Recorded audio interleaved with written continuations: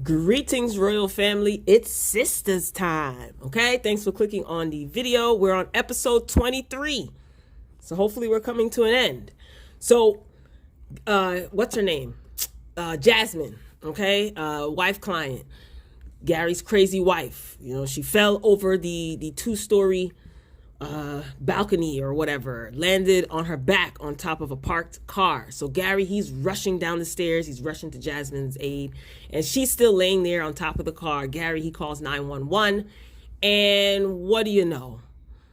That same annoying 911 operator that Sabrina was talking to when she found Maurice unconscious answers Gary's call. So Gary is like, we have an emergency. We need 911. A woman fell from 2 stories. And he's giving the address, telling her the situation. The operator wants to know his name. Like, that is important.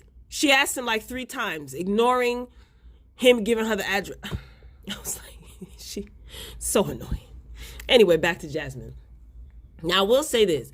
For someone who fell and landed on top of a parked car and has blood coming from her mouth, because yes, she has blood gushing from her mouth, dripping from her mouth, she sure has a lot of breath to speak. She's telling Gary, you pushed me. Why did you push me? And Gary's like, no. He's totally scared. And she said that she was weak and Morris came after her. That's why she messed with him. She started asking him, why does Gary hate her? Why do you hate me so bad? What did I ever do to you? And I'm like, ma'am, can you shut up? Like, you got blood coming out your mouth, you got a little bit of breath in you. You might want to save that, no? Well, then she shuts up because she's no longer conscious. And I'm like, ooh, Gary, you in trouble. Yikes. So we see Andy. She shows up at her job and she's talking to Fatima, who is her, the secretary, her assistant.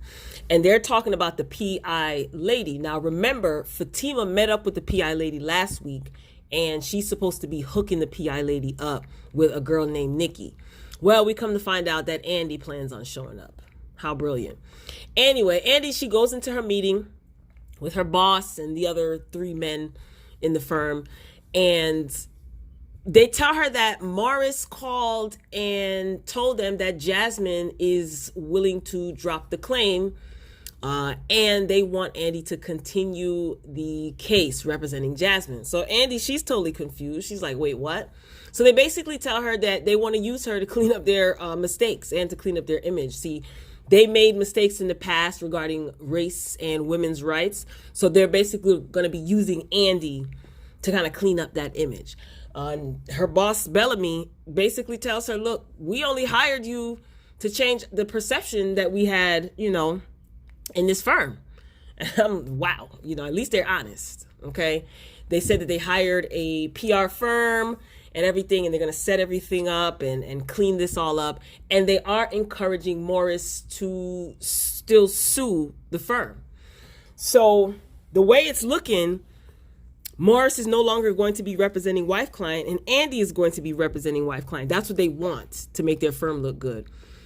Andy's boss, he denies encouraging Andy to take the case in the first place. Because remember, she told him there was a conflict of interest. She's starting to plead her case. She's trying to plead her case.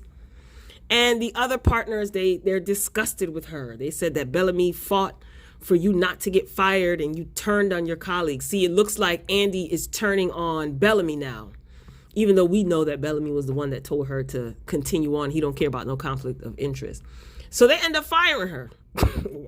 Yikes. So they told her she'll get a nice severance package and a letter of recommendation if she isn't disbarred. So she ends up storming out, and she gets a call from Gary on her way out, who wants her to come down to the hospital. And he told her, like, I'm fine, but it's Jasmine. She's like, I'm on my way, of course. Mind you, she's in all of this mess because of her wrongdoing or her choices and Gary. But she's running to his rescue. So Andy, she shows up at the hospital, and Gary's in the waiting room. He's scared. You could tell that she's scared. So I come to realize that this situation actually happened in the parking lot. The situation with Jasmine happened in the parking garage at Andy's place, because he didn't even make it over to his house. I wasn't sure. Anyway, so Gary is trying to tell Andy what happened. At this point, Jasmine's condition is unknown, and Andy is telling him that he needs to leave the hospital because she thinks that the cops are going to come there and they're going to arrest him. He tells her he doesn't want to leave until he knows that she's okay. Andy's like, she's going to wake up and tell them everything. He's not leaving. So they end up sitting down. She's scared. She's freaking out. At this moment, I'm wondering if Gary is going to end up turning on Andy to save himself. Like if wife, client, and Gary are going to team up and get their story together and take down Andy just so that Gary don't go to jail. I don't know. That's a thought. Anyway, Andy says, look, I have a friend, I have a friend that can help me out with this. And he's like, well, why can't you help me out? Andy said that's not her area of expertise. So she tries to call her friend and she was going to step away. And Gary's like, why are you stepping away? Call your friend from school right here. So Andy calls her friend from school. He's a criminal attorney. And the way that he answered that phone, it just sounds like he is sweet on Andy. Like he was like, to what do I owe the pleasure of this call? Like it sounds like they either had a thing or he was sweet on her. Anyway, so he just so happened to be across the street from the hospital and he's on his way. So when Andy was talking to her friend from school, she referred to Gary as her friend. She said, I have a friend that needs a little bit of help. So after she got off the phone, Gary is mad. He doesn't like the fact that Andy addressed him as her friend and not her boyfriend. And he starts getting a little aggressive, getting a little crunk in the waiting room. Whatever it is that Morris told him about Andy, or whatever picture Morris tried to paint of Andy, Gary is slightly believing it. He's slightly believing it because anytime she says, I'm going to make a phone call, or I know this judge, or how do you know them? Just so happened to have a friend, huh? Like he's questioning her. So he ends up stepping out and he says he will be right back. Child, I wouldn't take my eye off of him. Where's he going? We move on to see Sabrina, who is laying in the bed with Calvin. So she receives a phone call and Maurice has risen. So he calls her and he tells her that he wants to see her. So she ends up going to see him in the hospital. And he tells Sabrina that they caught the guy that, beat him up, assaulted him. And she said that, Maurice said that he was on the news and his head was hanging down. Apparently he's an ex-basketball player or whatever. So he's happy about the fact that they did catch him. But to Maurice, that's not enough. He wants him to get his. So Maurice and Sabrina, they started talking. And Maurice, he's explaining how life is so difficult for him as a gay man. And he says to Sabrina, because Sabrina was blaming herself, and he's like, it's not your fault. And Sabrina's like, why do people do things like this? So he says, look at you with your pretty little straight girl life. Now, when he said this, I said to myself, I'm assuming at this point, this is going to make Sabrina sympathize with Calvin, or Calvin's name is going to be brought up some way, somehow. Maurice continued to talk about when his mother put him out. His gay family was there for him and he built a strong family connection with his gay family. And he says that there's pain of being a big black gay man and he's used to it. He said he's cried enough for everybody. He doesn't want Sabrina to cry for him. So he's pretty much telling his story. So Maurice tells her that if she wants to change the world, that she needs to start with herself. She's like, what do you mean? How do I do that? He told her to stop judging Calvin for being who he is. I saw that coming. I said, there it is. So she says that she's not going to judge anyone anymore. And he admits that he's scared. She asked him if he was scared. He said he's scared every day of his life, but he's strong. And before Sabrina walked out of the room, Sabrina thought that he had something very, deep to tell her. And he tells her that her dress and her shoes are ugly. So meanwhile, back at the hospital, we shift gears to the hospital and Andy's lawyer friend shows up and he said that he missed Andy.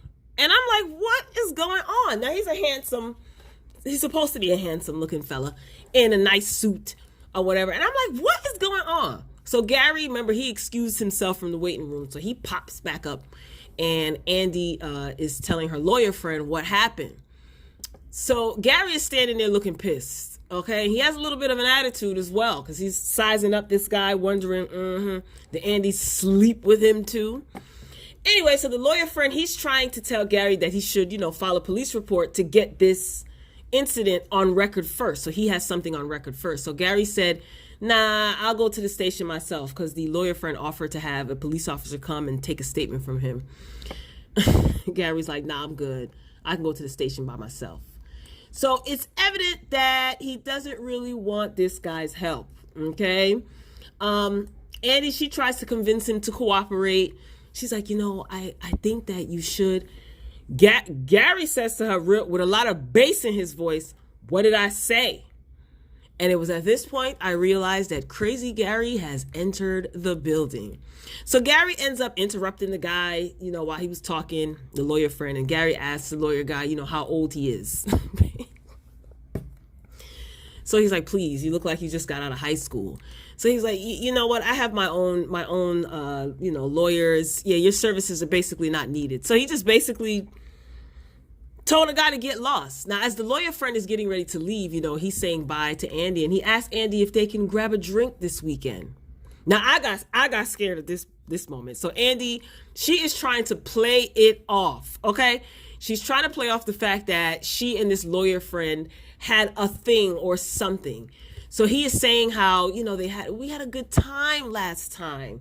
So he's reminiscing about them having a good time the last time that they met up. I have been waiting all season, y'all. All season for Andy to prove me wrong about her being so darn simple. And I'm still waiting. You didn't have any other lawyer friends, Andy, that you could call, girl? Anybody? So Gary steps to dude and tells him, he's like, yo, man, what the F? He told the guy that Andy is his lady and he needs to show some respect. So the lawyer guy was like, oh, remember, he didn't know. When Andy called him, she said her friend needed help. So lawyer guy walks off and Andy and him are sitting down and Gary's his jawline is real tight. That's when the crazy has been activated. This is what you wanted, right, Andy? This is what you wanted. So she tells Crazy Gary that, I didn't sleep with him and they went out on one date.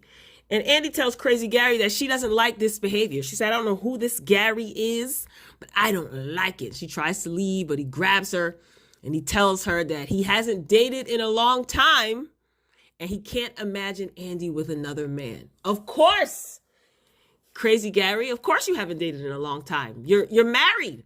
Married people usually don't date outside of their marriage, right? Then here go Andy. Andy's like, baby, look where I am. I'm here. I'm not with another man. I'm here with you. No, Andy, not baby. Say it with me, Andy. Crazy. Gary is crazy, not baby. Girl, what is wrong? And at this point, I'm already like, okay, this scene is getting too long. And of all the people to walk in the waiting room in the hospital, Sabrina enters and asks what's going on. And her face is all stern, like she's so tough. She was like, Andy, what's going on? So Sabrina, she's trying to find out why Gary and Andy are together. And of course, their body language says that there's something wrong, Andy's just like, don't worry about it. I'll call you. Sabrina's like, don't forget to call me. Gary. Like all prissy, like she's so tough. Sabrina, girl, you got your own issues waiting for you half drunk back at your house. When will this end? I just want to know if Jasmine is alive and what's going to go down. So as Sabrina is leaving the waiting room, Sabrina, she didn't even get out the hospital or cut the corner good. And she called Danny, asking Danny, why is Andy at the hospital with Gary? And of course, Danny has no clue. She doesn't know. Sabrina, she She says that she's sick of all the secrets that Andy and Karen keep between each other, because Danny's like, oh, well, maybe Karen knows, they keep secrets. So Sabrina, she ends up calling Karen, and she asks, why is Andy at the hospital with Gary? And Karen has no clue. Like, she's home, she's getting ready for company to come over. Sabrina's like, oh, who do you have coming over? Sabrina asks her, are you going to find out what's going on? And are you going to call me back? Because I'm sick of all the secrets. I'm serious. You're going to call me back? Karen's just like, all right, bye. Sabrina, you have your own bit. Never mind. It doesn't even matter. It doesn't even matter. So Karen, while she's waiting for her company, she's dialing Andy, and Aaron shows up at the door, of course, and they're having dinner. They're supposed to be having dinner at Karen's place. So Andy tells, Karen, girl, I'll call you later. Karen doesn't press the issue. So her and Aaron sit down for their dinner at home, Chinese food. So Aaron, he's telling Karen that, she's not the person that he thought she was. And he says that when he first met her, she came off as if she was tough as nails. And he realizes that he's gotten close to her. Interesting. So he says that Fawn's funeral is going to be the next day, and he just kind of wants to get it over and move on. And Karen asked him, how is he really feeling about all of this? Like everything that's going on, because he doesn't really talk. He's not really vocal. And he says a part of him feels relieved and free. And he says that he was just being honest. And Karen says, at least you're being honest. So doesn't he seem to always have the perfect answers? You remember last week when Karen's mother was talking to him outside while she was on her motorcycle, and she told him, look, cut the BS. I've run into dudes like you before. He just seems to always have the perfect, rehearsed, poetic answers, right? We don't trust you too, Aaron. We don't trust you at all. We don't trust none of these. Where is Zach? At this point, this episode is just...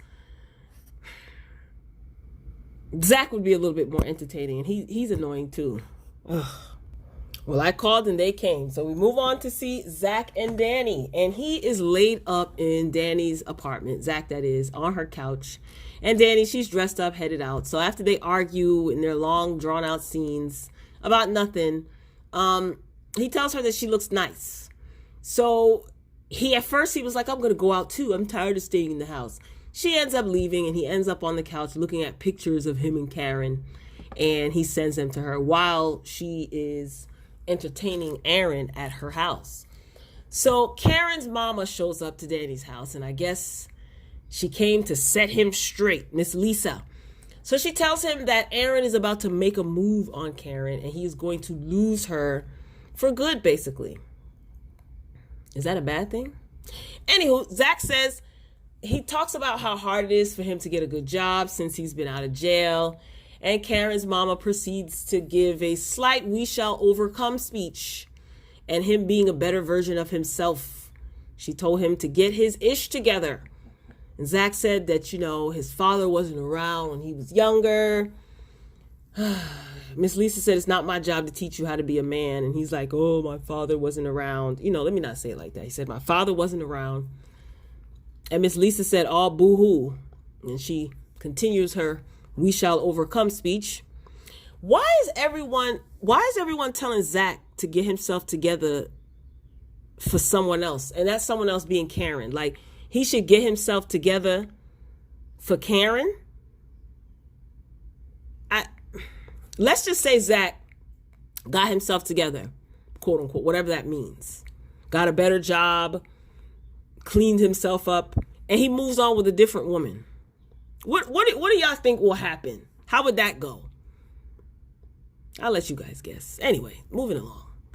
So we shift gears back to the hospital. Officer enters the waiting room of the hospital where Gary and Andy are still, okay?